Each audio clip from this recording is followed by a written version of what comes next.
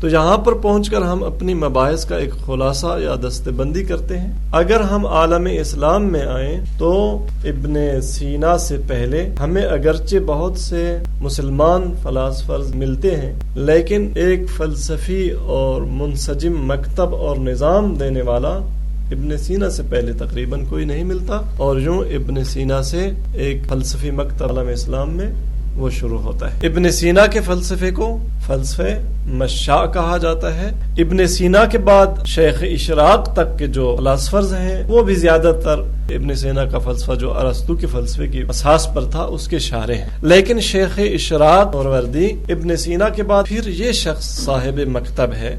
شیخ اشراق کے فلسفے کی بنیاد یہ عقلی استدلال کے ساتھ ساتھ تصفیہ نفس اور اپنے باطن کے تصفیہ اور سیر و سلوک پر رکھی گئی۔ شیخ اشراق نے کہا کہ فقط عقلی استدلال حقیقت تک پہنچنے کے لیے کافی نہیں ہے، بلکہ ہمیں ساتھ ساتھ سیر و سلوک بھی کرنا چاہیے تاکہ ہم حقیقت تک پہنچ سکیں۔ شیخ اشراق کے بعد اگر کوئی فلسفی مکتب ہے وہ ہے ملا صدرہ کا مکتب، جسے ہم حکمت متعالیہ کا نام دے سکتے ہیں۔ ایک ایسا مکتب ہے کہ جس کو عالم اسلام میں جتنے مکاتب خواہ و کلام کی کلامی فرقوں کی صورت میں خواہ فلسفے کی صورت میں گزر چکے تھے ان کا گویا ایک ماحصل ہے، لیکن خود مکتب ہے کہ جس نے ایک خاص انداز میں وہ جو مختلف مشاجرات اور مباحث چلے آ رہے تھے متکلمین کے درمیان اور فلاسفہ کے درمیان یا فلسفہ مشاء اور فلسفہ اشراق کے درمیان، تو ملا صدرہ نے کافی حد تک ان اختلافات کو ختم کیا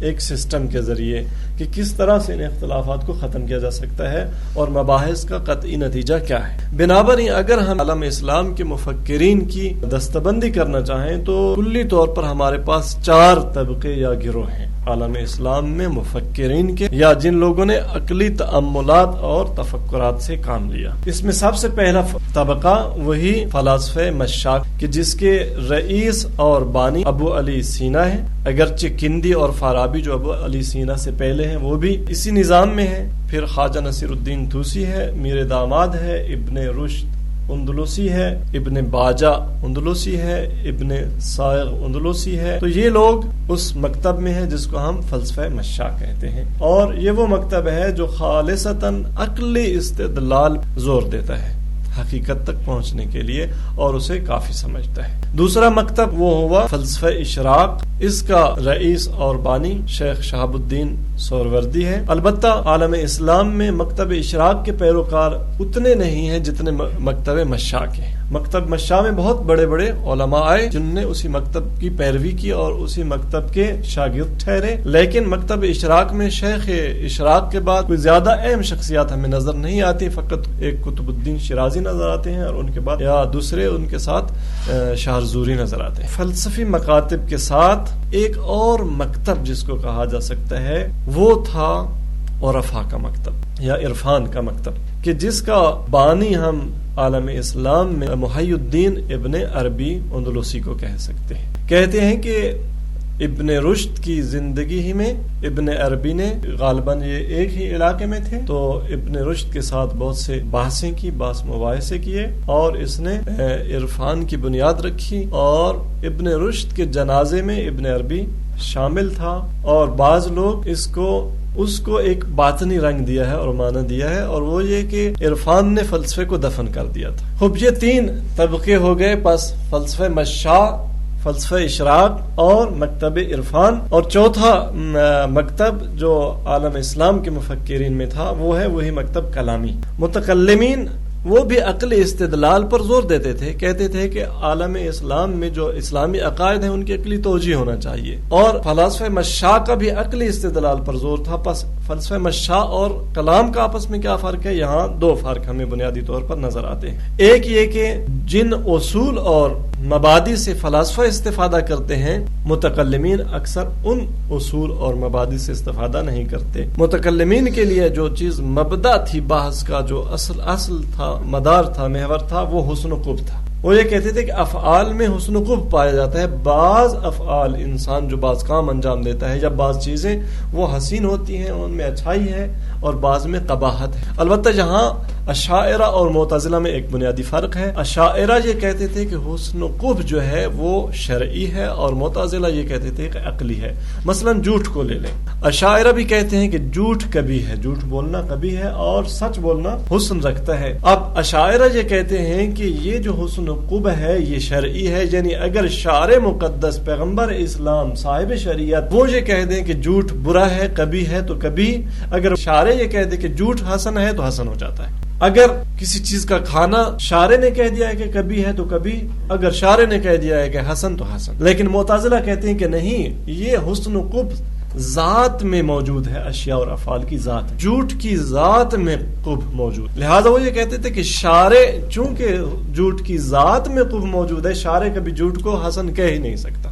تو یہ اساسی اختلاف معتزلہ اور اشاعرہ کا حسن و قبح. اور پھر ان کا فلسفے کے ساتھ یہ اختلاف کے فلسفہ جن چیزوں کو، مثلا فلسفہ برہان کو اصل اولی قرار دیتا ہے کہ برہان جس چیز کی تصدیق کر دے وہ ٹھیک ہے، اور باقی یہ حسن و قبح کی باتیں جو ہیں اس کو فلاسفہ نے یہ باری چیزیں ہیں، یہ اگر عقلی بھی ہوں تو انسان کی عقل اعتبار کر لیتی ہے، ایک زمانے میں ایک چیز کو حسن، دوسرے زمانے میں اسی چیز کو قبیح قرار دیتی ہے. فلاسفہ نے یہ کہا کہ پس یہ عقلی اعتبارات ہیں، آپ ان کو بنیاد بنا کر، بیس بنا کر کسی نتیجے پر نہیں پہنچ سکتے، بلکہ وہ چیز جو اس عالم ہستی کی حقیقت تک پہنچنے کے لیے ممد و معاون ہے وہ برہان ہے، وہ عقلی استدلال ہے، اس کے علاوہ اور کوئی چیز نہیں. متکلم متعہد ہے، وہ تعہد کرتا ہے اپنے سفر کی ابتدا میں اس بات کے ساتھ کہ میرے جو عقائد ہیں میں نے ان کا دفاع کرنا ہے. لیکن فلسفی یہ تعہد لے کر اپنے کام کا آغاز نہیں کرتا. وہ کہتا ہے میں عقل کا مرید ہوں، میں برہان کا پیروکار ہوں، جہاں مجھے عقلی دلیل لے جائے گی میں چلا جاؤں گا. یہ جوہری اختلاف ہے.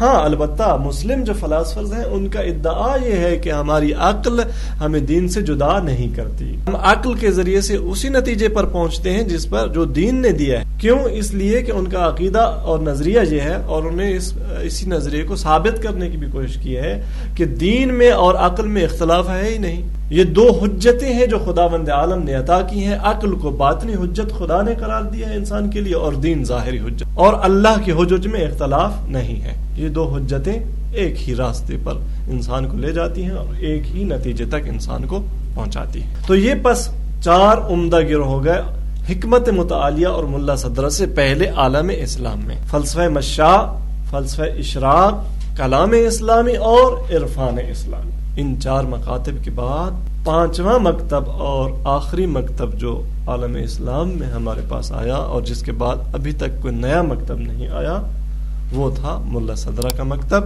کہ جسے ملا صدرہ نے خود حکمت متعالیہ کا نام دیا.